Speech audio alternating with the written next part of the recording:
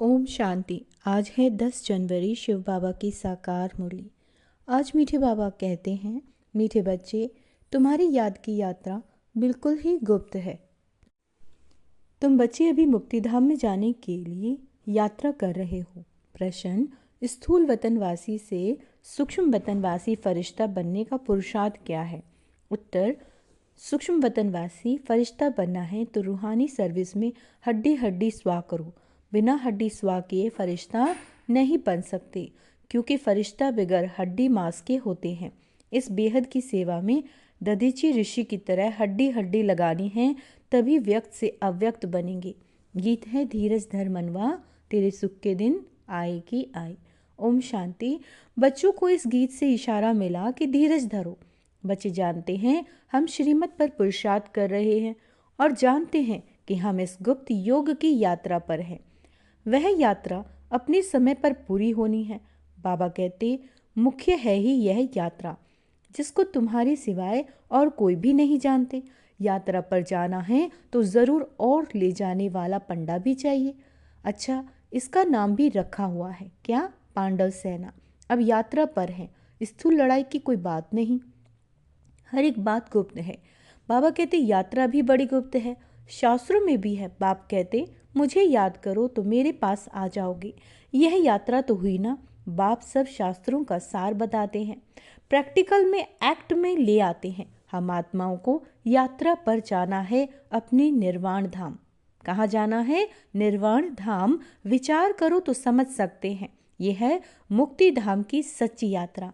सब चाहते हैं हम मुक्ति धाम में जाएं। यह यात्रा करने के लिए कोई मुक्ति धाम का रास्ता बताए।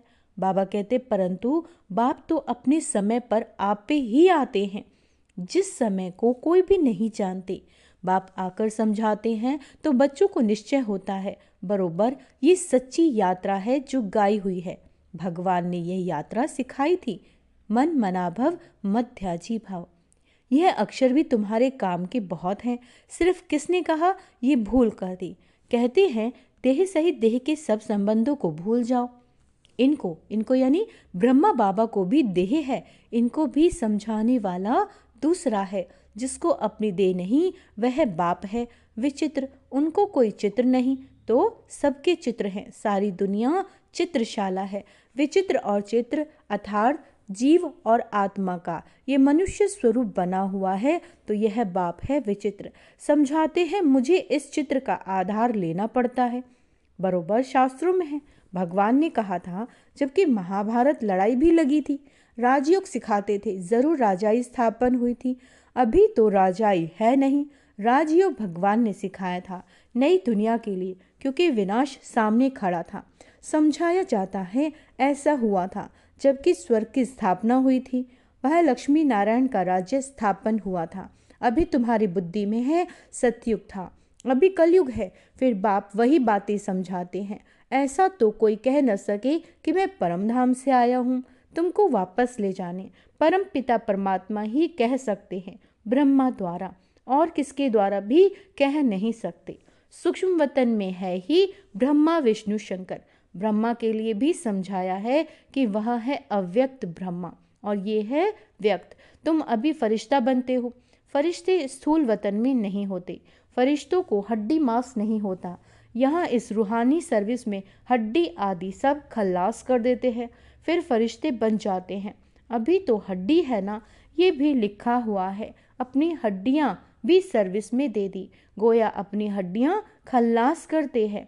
स्थूल वतन में सूक्ष्म वतनवासी बनना है ना। यहाँ हम हड्डी देकर सूक्ष्म बन जाते हैं। इस सर्विस में सब स्वाहा करना है।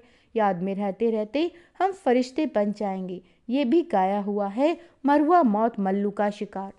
मल्लूक फरिश्ते को कहा जाता है।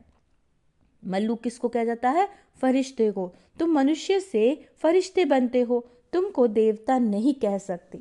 यहाँ तो तुमको शरीर है ना।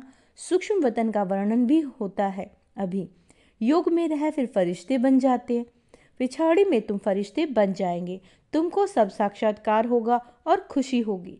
मनुष्य तो सब काल का शिकार हो जाएंगे, सब मनुष्य काल का शिकार हो जाएंगे। तुम्हारे में जो महावीर है वह तो अडोल रहेंगे। बाकी क्या क्या होता है, विनाश की सीन तो होनी है ना। अर्जुन को विनाश का साक्षात्कार हुआ। एक अर्जुन की बात नहीं है, तुम बच्चों को विनाश और स्थापना का साक्षात्कार होता है। पहले पहले बाबा को भी विनाश का साक्षात्कार हुआ। उस समय ज्ञान तो कुछ था नहीं। देखा सृष्टि का विनाश हो रहा है, फिर चतुर्भुज का साक्षात्कार हुआ। समझने लगे ये तो अच्छा है, विनाश के बाद हम विश्व के मालिक बनते हैं तो खुशी आ गई। अभी ये दुनिया नहीं जानती कि विनाश तो अच्छा है ना, पीस के लिए प्रयत्न करते हैं, परंतु आखिर विनाश तो होना है। याद करते हैं पतित पावन आओ, तो बाप आएंगे जरूर, आकर पावन दुनिया स्थापन करेंगे, जिससे हम राजाई करेंगे। ये तो अच्छा है। पतित पावन को क्यों ना याद करते हैं क्योंकि दुख है। पावन दुनिया में देवताएं हैं और पतित दुनिया में देवताओं के पैर आ नहीं सकते, तो जरूर पतित दुनिया का विनाश होना चाहिए। गाया हुआ भी है, महाविनाश हुआ, उसके बाद क्या होता है, एक धर्म की स्थापना, सो तो ऐसे होगी। यहाँ से राजयोग सीखेंगे, विनाश होगा। बाकी भारत में कौन बचेगा जो राजयोग सीखते हैं, नॉलेज देते हैं। भारत में कौन बचेगा जो राजयोग सीखते हैं, नॉलेज देते हैं, वही बचेंगे। विनाश तो सबका होना है, इसमें डरने की बात नहीं। पतित पावन को बुलाते हैं, जबकि वह आते हैं तो खुशी होनी चाहिए ना। बाप कहते हैं विकारों में मत जाओ, इन विकारों पर जीत पाओ। वह दान दे तो ग्रहण छूटे। भारत का ग्रहण छूटता जरूर है। काले से गोरा बनना है। सतयुग में पवित्र देवताएं थे, वह जरूर यहाँ बने होंगे। बाबा कहते तुम जानते हो हम श्रीमत से निर्विकारी बनते हैं। भगवानुवाच्य यह है गुप्त। श्रीमत पर चलकर तुम बादशाही पाते हो। बाप कहते हैं तुमको नर से नारायण बनना है। सेकंड में राजाई मिल सकती है। शुरू में बच्चियां 4-5 दिन भी बैकुंठ में जाकर बैठती थी। शिव बाबा आकर बच्चों को बैकुंठ का भी साक्षात्कार कराते थे। बैकुंठ यानी स्वर्ग। देवताएं आते थे, कितना मान शान से, तो बच्चों को दिल अंदर लगता है। बरोबर गुप्त वेश में आने वाला बाप हमको समझा रहे हैं। ब्रह्मा तन में आते हैं, ब्रह्मा का तन तो यहाँ चाहिए ना। प्रजापिता ब्रह्मा द्वारा स्थापना। बाबा ने समझाया कोई भी आते हैं तो उनसे पूछो किसके पास आते हो, बीके के पास। अच्छा, ब्रह्मा का नाम कभी सुना? प्रजापिता तो है ना, हम सब उनके, बाबा कहते हम सब उनके आकर बने हैं, जरूर आगे भी बने थे। ब्रह्मा द्वारा स्थापना तो साथ में ब्राह्मण भी चाहिए। बाप ब्रह्मा द्वारा किसी को समझाते हैं, शूद्रों को तो नहीं समझाएंगे। यह है ब्रह्मा मुख वंशावली ब्राह्मण। शिव बाबा ने ब्रह्मा द्वारा हमको अपना बनाया। ब्रह्मा कुमार कुमारियां कितने ढेर हैं, कितने सेंटर हैं, सब में ब्रह्मा कुमारियां पढ़ाती हैं। यहाँ हमको दादे का वर्षा मिलता है। भगवानुवाच्य तुमको राजयोग सिखाता हूँ। वह निराकार होने के कारण इनके शरीर का आधार लेकर हमको नॉलेज सुनाते हैं। प्रजापिता के तो सब बच्चे होंगे ना। हम हैं प्रजापिता ब्रह्मा कुमार कुमारियाँ। शिव बाबा है दादा, उन्होंने अडॉप्ट किया। तुम जानते हो हम दादे से पढ़ रहे हैं ब्रह्मा द्वारा। ये लक्ष्मी नारायण दोनों स्वर्ग के मालिक है ना। भगवान तो एक से एक उच्च तो एक निराकार ही है।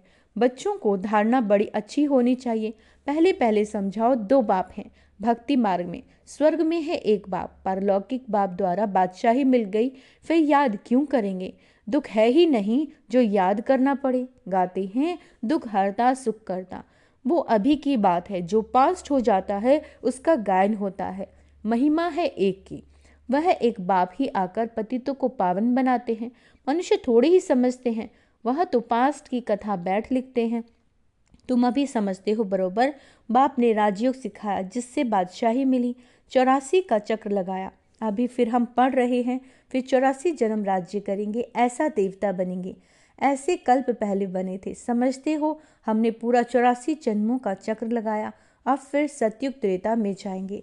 तब तो बाप पूछते हैं आगे कितनी बार मिले हो। ये प्रैक्टिकल की बात है, नया भी कोई सुने तो समझेंगे 84 का चक्र तो ज़रूर है। जो पहले वाले होंगे उनका ही चक्र पूरा हुआ होगा। बुद्धि से काम लेना है। इस मकान में, इस ड्रेस में बाबा हम आपसे अनेक बार मिलते हैं और मिलते रहेंगे। पतित से पावन, पावन से पतित होते ही आए हैं। कोई चीज़ सदैव नई ही रहे, ये तो हो नहीं सकता। पुरानी ज़रूर बनती हैं, हर चीज़ सतो रजो तमो में आती है। अभी तुम बच्चे जानते हो, नई दुनिया आ रही है, उसको स्वर्ग कहा जाता है, और ये है नर्क, वह है पावन दुनिया। बहुत पुकारते हैं, पतित पावन आकर हमको आकर पावन बनाओ, क्योंकि दुख जायज़ होता है ना, परंतु ये समझते नहीं कि हम ही पूज्य फिर पुजारी बने। द्वापर में पुजारी बने, अनेक धर्म होते गए, बरोबर पतित से पावन, पावन से पतित होते आए हैं। भारत के ऊपर ही खेल है। बाबा कहते, तुम बच्चों को अब स्मृति आई, अब तुम शिव जयंती मनाते हो, बाकी और कोई शिव को तो जानते ही नहीं। हम जानते हैं, बरोबर हमको राजयोग सिखलाते हैं। ब्रह्मा द्वारा स्वर्ग की स्थापना हो रही है, जरूर जो योग सीखेंगे, स्थापना करेंगे, वही फिर राज्य भाग्य पाएंगे। हम कहते हैं, बरोबर हम कल्प कल्प बाप से ये राजयोग सीखे हैं। बाबा ने समझाया, अभी यह 84 जन्मों का चक्र पूरा होता है, फिर नया चक्र लगाना है। बाबा कहते, चक्र को तो जानना चाहिए ना, भल ये चित्र ना हो तो भी तुम समझा सकते हो, ये तो बिल्कुल सहज बात है। बरोबर भारत स्वर्ग था, अब नर्क है, सिर्फ वह लोग समझते हैं कलयुग अर्जुन बच्चा है। तुम कहते हो ये तो कलयुग का अंत है, चक्र पूरा होता है। बाप समझाते हैं, मैं आता हूँ पतित दुनिया को पावन बनाने। तुम जानते हो हमको पावन दुनिया में जाना है, तो मुक्ति जीवन मुक्ति धाम, शांति धाम, सुख धाम और दुख धाम को भी समझते हो, परंतु तकदीर में नहीं है, तो फिर ये ख्याल नहीं करते कि क्यों ना हम सुख धाम में जाएं। क्या कहा बाबा ने? तकदीर में नहीं है, भाग्य में नहीं है, तो फिर ये ख्याल नहीं करते कि क्यों ना हम सुख धाम में जाएं। बरोबर हम आत्माओं का घर वह शांति धाम है, वह आत्मा को ऑर्गन्स ना होने के कारण कुछ बोलती नहीं। शांति वहाँ सबको मिलती है। सतयुग में एक धर्म है। अच्छा, यह है अनादि अविनाशी वर्ल्ड ड्रामा है। कैसा है ये? अनादि अविनाशी वर्ल्ड ड्रामा, जो चक्र लगता ही रहता है।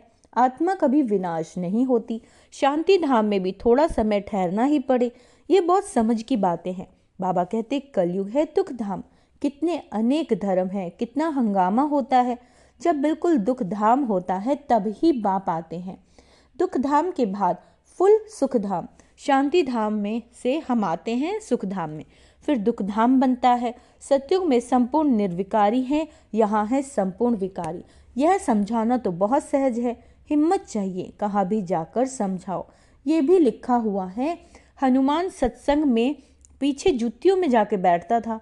जो बाबा कहते, तो महावीर जो होंगे वह कहाँ भी जाकर युक्ति से सुनेंगे, देखें क्या बोलते हैं। बाबा कहते, तुम ड्रेस बदलकर कहाँ भी जा सकते हो उनका कल्याण करने। बाबा भी गुप्त वेश में तुम्हारा कल्याण कर रहे हैं ना। मंदिरों में कहाँ भी निमंत्रण मिलता है तो जाकर समझाना है। दिन प्रतिदिन तुम होशियार होते जाते हो, सबको बाप का परिचय तो देना ही है, ट्रायल करनी होती है। ये तो गाया हुआ है, पिछाड़ी में सन्यासी राजाएं आदि आए। राजा जनक तो सेकंड में जीवन मुक्ति मिल गई। राजा जनक को क्या मिली? सेकंड में जीवन मुक्ति। वह फिर जाकर त्रेता में अनुजनक बना। अच्छा, मीठी मीठी सी केला दे बच्चों प्रति माता पिता बाप दादा का याद प्यार और गुड मॉर्निंग। रूहानी बाप की रूहानी बच्चों को नमस्ते।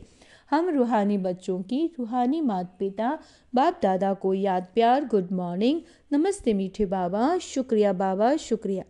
धारणा के लिए मुख्य सार, अंतिम विनाश की सीन देखने के लिए अपनी स्थिति महावीर जैसी निर्भय और अडोल बनानी है। फिर से सुनेंगे, अंतिम विनाश की सीन देखने के लिए अपनी स्थिति महावीर जैसी निर्भय और अडोल बनानी है। गुप्त याद की यात्रा में रहना है। अव्यक्त वतनवासी फरिश्ता बनने के लिए बेहद सेवा में दधीची ऋषि की तरह हड्डी हड्डी स्वाहा करनी है।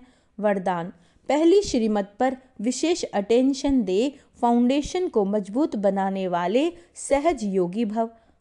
क्या कहा है बाबा ने? पहली श्रीमत पर विशेष अटेंशन दे, फाउंडेशन को मजबूत बनाने वाले सहज योगी भव।